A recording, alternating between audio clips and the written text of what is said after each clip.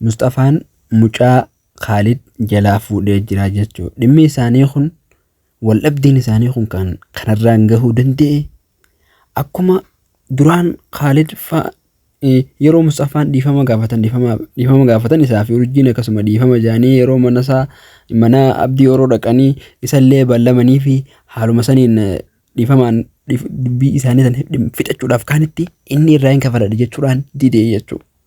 Hanga inni ifumaaf jechuun akka sila dhiifama godhanii araara buusanii haala saniin deemanii baay'ee barbaachisaadha.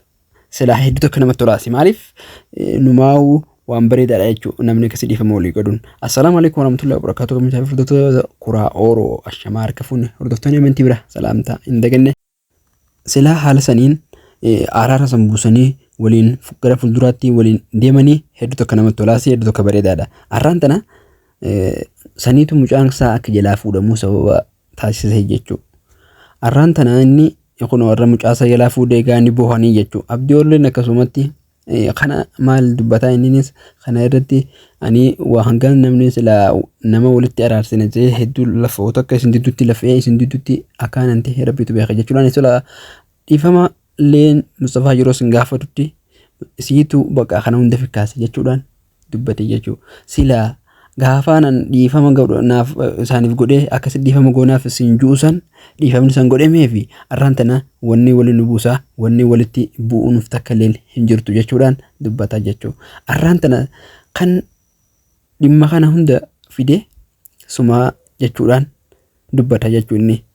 Akkam silaa uummanni keenya silaa nagaya araarama walii godhanii haala saniin waliin deeman taate hedduu tokko namatti tolaasi hedduu tokko nama gammachiisaas hedduu tokko namaaf nagaya isaanii kana barbaannaa jechuudha. Beekni nuti walitti bu'iinsa isaanii kun uummata akka illee nu fayyadu kana nageenya yoo isaan kabajaaf jaalaa waliin jiraatan hangasuma waliin jiraatan gammannaaf jechuudha. Silaafuu nagaya rabbi walitti haa godhu akkasuma mucaallee miidhuun qabu Mustafaanis akkasuma jeebdii rolleen dubbata beetee mucaa kanaas hin miidhinii akkasitti mucaa kana waan namni silaa guutamuu qabu hunda guutii fi jechuudhaan dubbata jechuudha. Amma sila abdii yeroo faalee nama erga sila dubbiin bika tana keessa isaanis dhiifama kana akka walitti deebisanii jara kanaa waliif fayyisanii isaan nagaya ta'an itti yaadu qabanii jechuudha.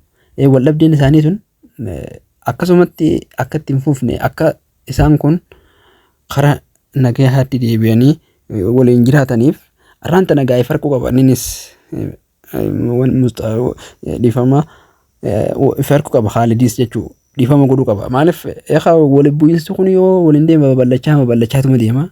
Kanaafuu wal miidhuu waan guddaa takka walirraan gahuu waan danda'aniif dhiifama walii godhuu qabanii akkasumatti ammallee abdii yeroo fi namoonni silaa biraatis dabalatee araarsuu qaba jira ilmaanis mucaadhaas abbaadhaa deebisuu qabanii deebisee fi jechuudha. Haala saniin akka walii ilaalamaniif haala mijeessuutu isaanii irra jiran jaa qabni taafitoota ta'iyya hanga viidiyoo biraatii waliin deemnutti. Assalaamu alaikum warahmatullahi wabarakatuh.